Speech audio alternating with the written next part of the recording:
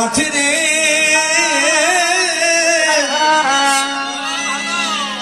ওরে সাধুর ব্যথায় আজবাগে রূপাই নিয়া ওরে বাসের বাসি কথার মাঠে রে সাধুর ব্যথায় আজবাগে বাসের বাসি কথা মাঠে রে সাধুর ব্যথায় আজবাগে বাসের ও তাদের ভেঙে গেছে আশার বাসে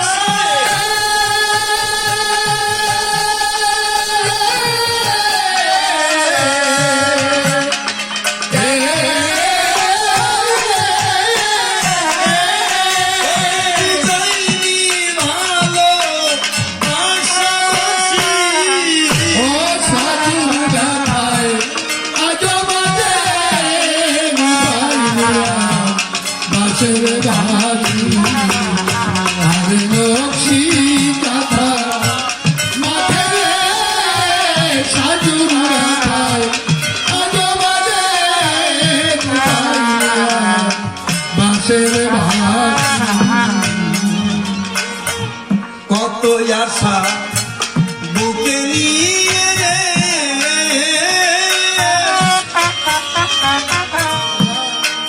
তারা বেঁধেছিল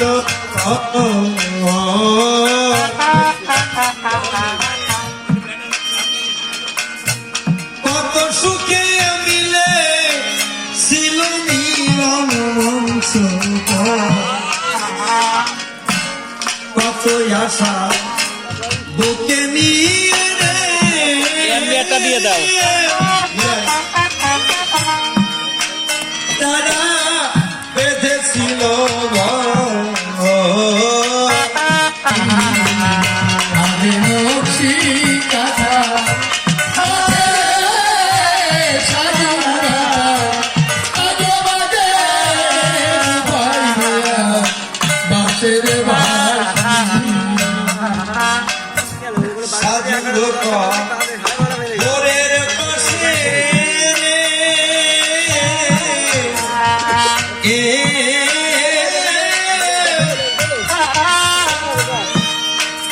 ওরে নকশি কাটা রূপাই মিয়া শুয়ে আছে মনের সুতা সাধুর গোরের পাশে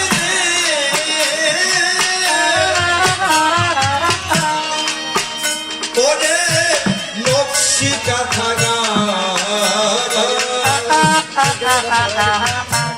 রূপাই মিয়া শুয়ে আছে মনের সুতা আছে চির নিরাপদে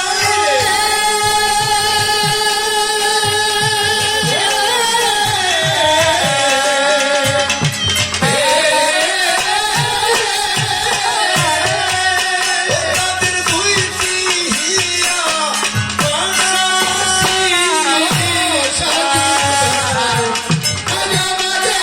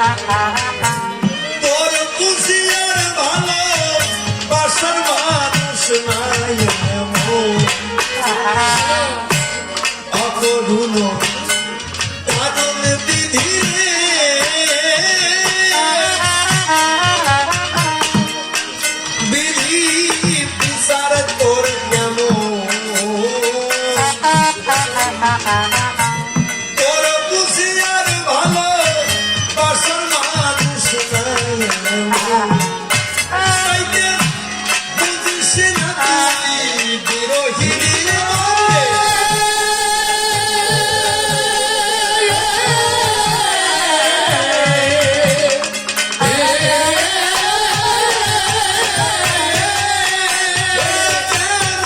তাদের কান্না হাসি সাজুর ব্যথায় আজ আমাদের পাইয়া বাঁচের বাঁচি আর নকশিকা মাঝে সাজুর ব্যথায় আজ আমাদের পাইয়া বাঁচের বাঁচি নকশিকাতার গান ব্যাখ্যা সহ শুনতে চেয়েছেন।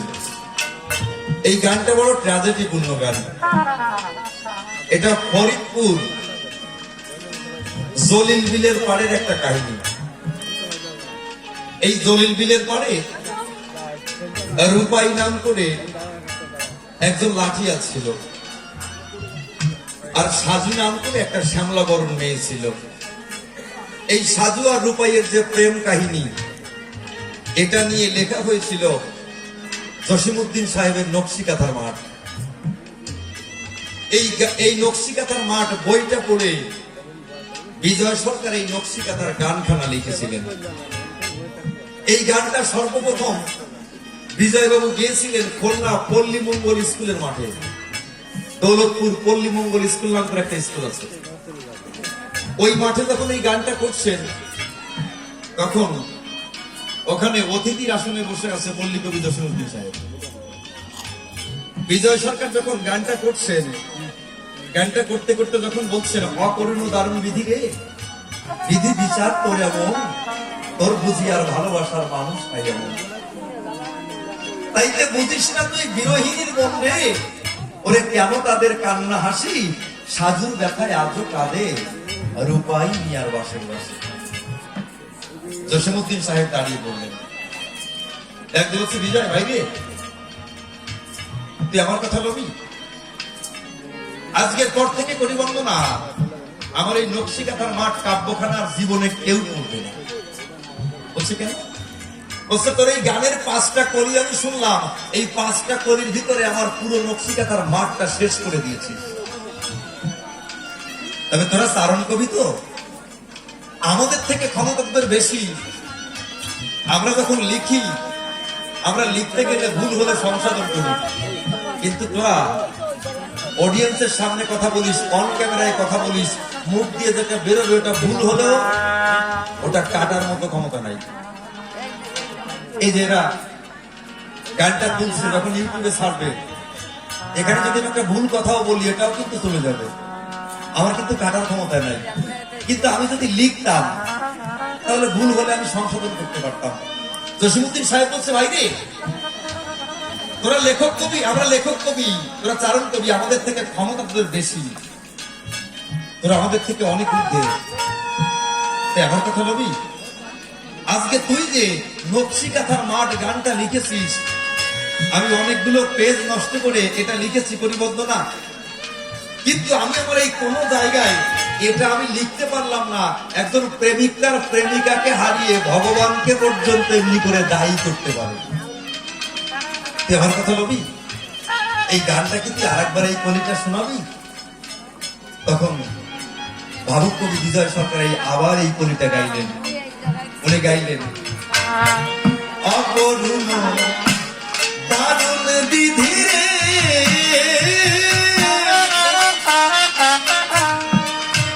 বিধি বিচার তোর কেমন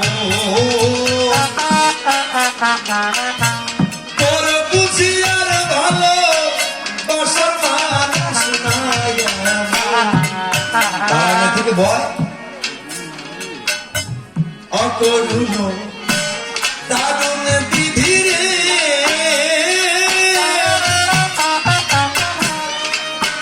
বিধি বিচার তোর কেমন তোর বুঝি আর ভালো বাসার মানুষ নাই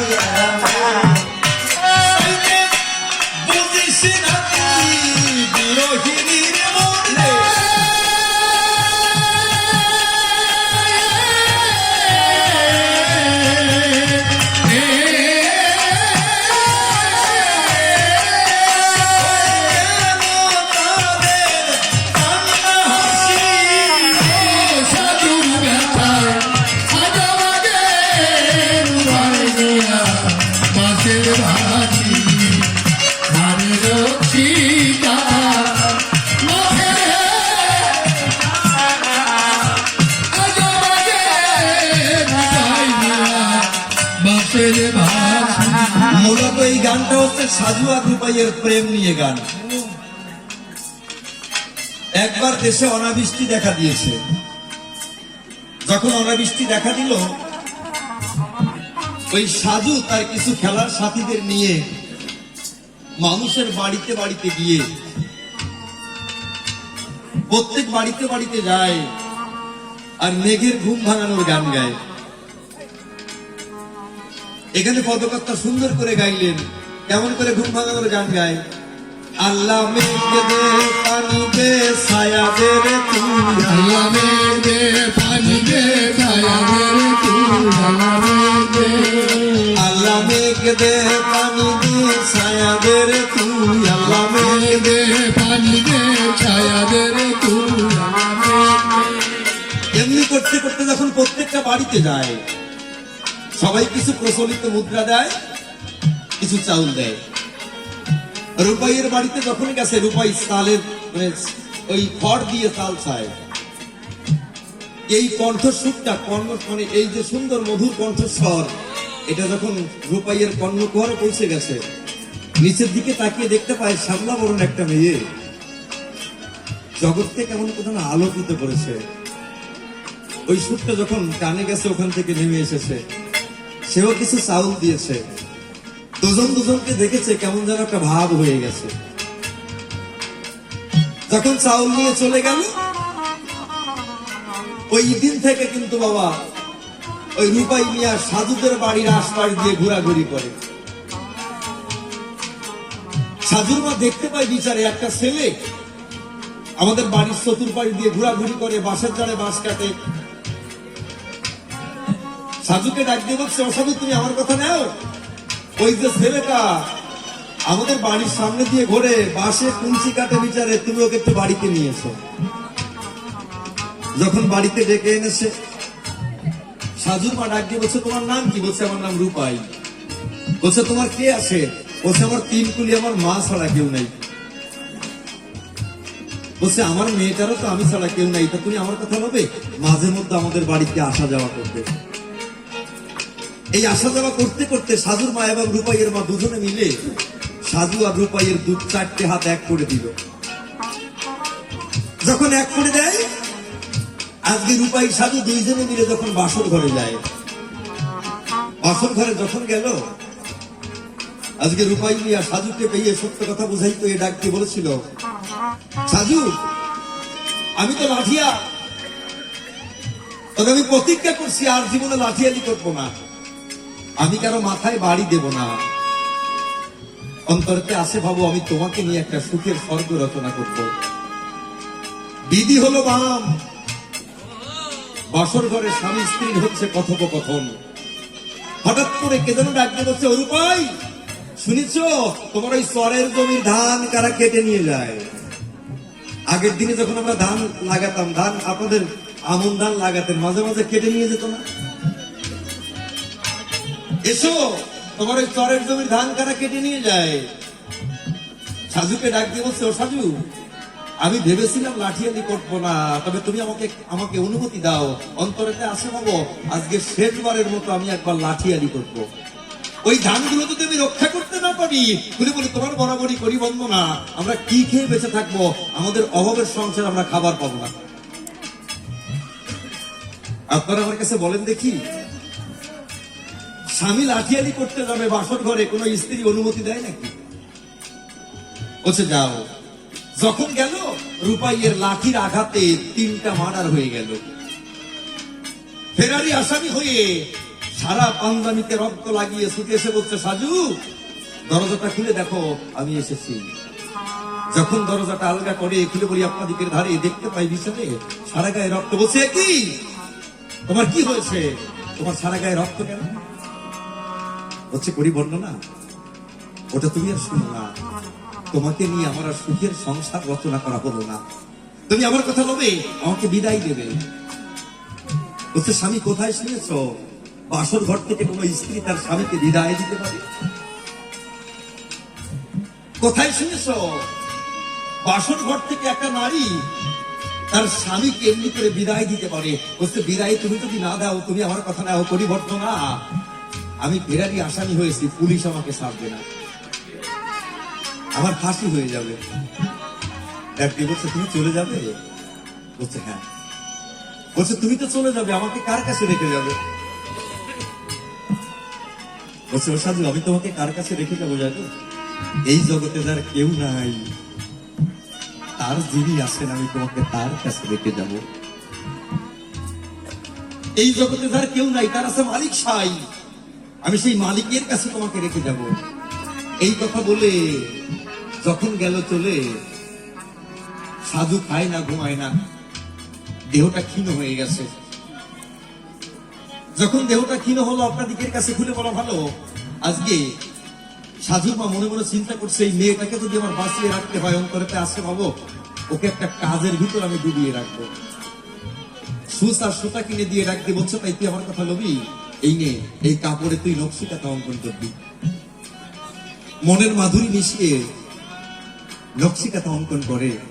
প্রথম যেদিন রূপাইয়ের সঙ্গে দেখা হলো, কেমন করে চাউল দিল, কেমন করে ভালোবাসা হলো, এই সমস্ত কথাগুলো, সমস্ত স্মৃতিগুলো ওই নকশি কাঁথায় অঙ্কন করেছিল। যখন নকশি কাঁথায় সমস্ত স্মৃতিগুলো অঙ্কন করে, খুলে বলি আপনাদিকে দাঁড়ে, হঠাৎ করে দেহটা ক্ষীণ হলো, বিচারে ডাক দিয়ে বলছে তাই মা, আমি আর বাঁচবো না, তুমি আমার কথা লবে? যদি তুমি রাতের অন্ধকারে তোমার জামাই এসে আমার খোঁজ করে, তুমি আমার কথা নিও, এই নকশি কাঁথাটা, এই বাঁশের বাঁশিটা তার হাতে দিয়ে তুমি বলো, আমার যেখানে কবর হবে, কবরের পাশে শুয়ে এই নকশি কাঁথা গায়ে দিয়ে বাঁশের বাঁশিটা নিয়ে সে যেন একটু বাঁশির বাঁশি আমাকে শোনে। এই কথা বলে যখন সাধু গেল চলে, কিছুদিন পরে রূপাই মিয়া দরজায় নক করে ডাক দিয়ে বলে, ও সাজু, শুনছো আমি এসেছি। কোন সাজু সাজু বলে ডাকছে, বলছে দরজাটা আলগা করে দাও। ফিস করে শব্দ হচ্ছে, ডাক দিয়ে বলছে তাই বুঝেছি, অনেক দিনের বিরহ দিয়েছি তো, তাই তুমি আমাকে ঘরে নিতে চাও না। একটিবার দেখো আমি এসেছি, আমি কথা দিলাম আমি আর তোমাকে একা রেখে যাব না। বাইরে থেকে যখন কান্নার ধ্বনি শুনতে পায়, শাশুড়ি মাতা যখন দরজা আলগা করে দেয়, রূপাই গিয়ে ডাক দিয়ে বলছে যে সাধু তুমি এসেছো, তোমার অভিমানটা ভেঙেছে বুঝি? ডাক দিয়ে বলছে তাই, যে এত সময় তোমার অভিমানটা ভেঙেছে, অন্তরেতে আসে ভাবো, এই দেখো আমি এসেছি, আমি তোমার সঙ্গে কথা বলবো। সাধুর স্ত্রী, সাধুর শাশুড়ি ডাক দিয়ে বলছে তাই, ও বাবা, আমি তোমার সাধু নই, আমি তোমার শাশুড়ি মা। বলছে ও আপনার মেয়ে কোথায়? বলছে আমার মেয়ে তোমাকে ফাঁকি দিয়ে, আমাকে ফাঁকি দিয়ে চির জন্মের মতো বিদায় দিয়ে চলে গেছে। যেখানে একবার মানুষ চলে গেলে সেই কথা বলি খুলে করি বলবো না, হাজার ডাকলে ওর জীবনে কোনোদিন সে ফিরে আসে না। যার মানুষ তার কাছে চলে গেছে, স্মৃতিগুলো রেখে গেছে। বলছে চলে গেছে, যাবার সময় আমার কিছু রেখে গেল, আমার জন্য কিছু রেখে যায় নাই, ও কিছু বলে যায় নাই। এক বুক যন্ত্রণা নিয়ে, এক রাশি ঘৃণা আমার প্রতি নিয়ে এসে চলে গেল, যাবার সময় কিছু বলে গেল না। বলছে হ্যাঁ বলে গেছে, আর তোমার জন্য এই নকশি কাঁথার বাঁশের বাঁশিটা রেখে গেছে। তার শেষ ইচ্ছা তুমি আমার কথা লবে, এই নকশি কাঁথাটা গায়ে দিয়ে জলিল বিলের পাড়ে যেখানে আমার মেয়ে সাধু আছে শুয়ে, তুমি আমার কথা নিও, এই নকশি কাঁথা গায়ে দিয়ে এই বাঁশের বাঁশিটা তুমি ওর কবরের পাশে শুয়ে ওকে শেষবারের মতো একটু শুনিয়ে দিও। ওই নকশি কাঁথা বাঁশের বাঁশিটা হাতে নিয়ে সত্য কথা বুঝাই করে যখন কবরের পাশে যায়, কবরের পাশে শুয়ে সাধুর কাছে গিয়ে ডাকতে বলছে, ও সাধু, জন্মের মতো ফাঁকি দিয়ে আমাকে রেখে চলে গেলে, তুমি তো বলেছিলে বাঁচতে হলে একসঙ্গে বাঁচবো, মরতে হলে একসঙ্গে মরবো, সব কথা অমান্য করে এগুলো বলি তোমার দ্বারে জন্মের মতো ফাঁকি দিয়ে বিচারে তুমি চলে গেলে, করি বলব না আর তোমার সঙ্গে এই জন্মে আমার দেখা হবে না। তাই ওইখানে নকশি কাঁথাটা গায়ে দিয়ে বাঁশের বাঁশিটা হাতে নিয়ে সেদিন রূপাই মিয়া বাঁশি বাজিয়েছিল, আর পদকর্তা বিজয় সরকার কলম ধরে সুন্দর করে লিখেছিল। উনি লিখলেন, আর নকশি কাঁথা মাঠের লোকে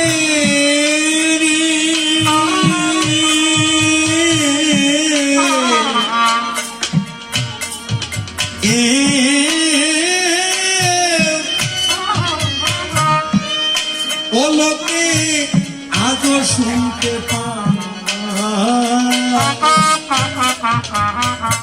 সাজুর কথায় রূপাই মিয়া বাঁশরি বাজায়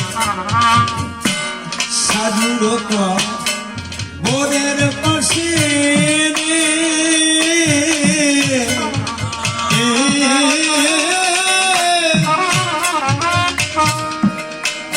ওরে নকশি কাঁথা গায় সাজুর কথায় রূপাই মিয়া বাঁশরি বাজায় পাগল বিজয়েরই পরাণে চাই রে